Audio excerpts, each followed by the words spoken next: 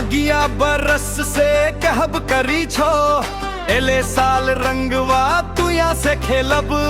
दरवाजा पर खड़ा तू ललका अबीर ले, हम चुनरी बचाबे में भेल निहाल। गाँव के गली गली सब रंग ले चेहरा, तू बस हमरा गाल के ताके रहल। जगगा हंसी यहाँ धड़कन तेज, नाम तो हर होठ पर अटकल रहल। फागुन में हमर पियर रंगवा हो गगिल, ए देवरवा तोहर नैया से बिंजल दे। भाभी भाभी बोल के रंग डारल, हम हंसी हंसी कहली अब त प्रेम हो गए। फागुन में हमर पियर रंगवा हो गइल, ए देवरवा तोहर नैया से बिंजल दे।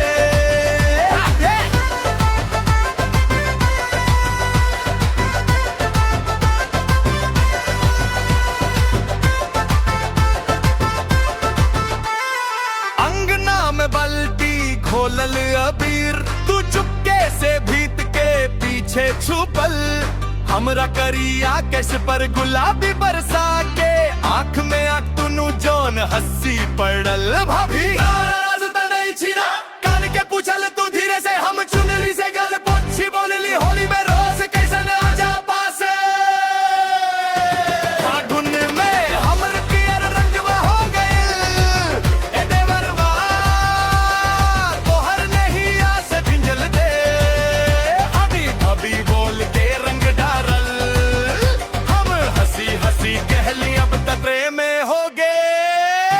फागुन में हमर पियर रंगवा हो गइल, ए देवरवा तोहर नैया से बिंजल दे।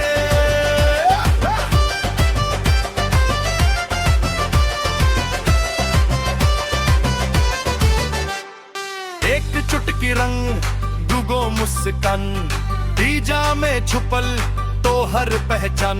देवर भौजी के ऐसन मिलन, फागुन देख लक हो गेल मगन। फागुन में हमर पियर रंगवा हो गइल, ए देवरवा तोहर नैया से बिंजल दे। भाभी भाभी बोल के रंग डारल, हम हंसी हंसी कहली अब तक प्रेम हो गए। फागुन में हमर पियर रंगवा हो गइल, ए देवरवा तोहर नैया से बिंजल दे।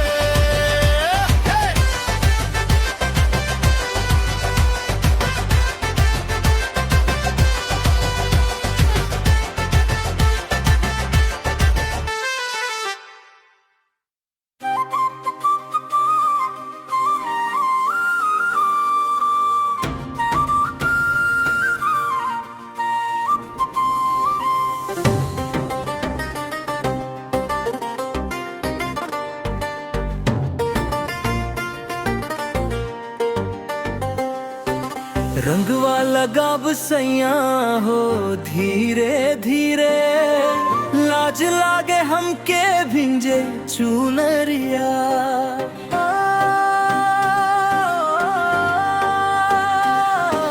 सखियन सब हंसी देते ताना, देख के तोहर नट खट नजरिया। अरे छोड़ न भाग फागुन आयल, लाज न चली कोई बहाना। रंग में रंगा के लेब सैया, तोहरे बिना अधूरा हो री गाना।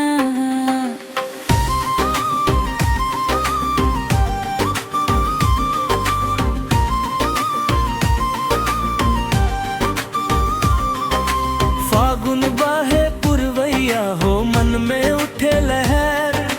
तुहरे संग होरी खेले, भूल जाऊं सगरी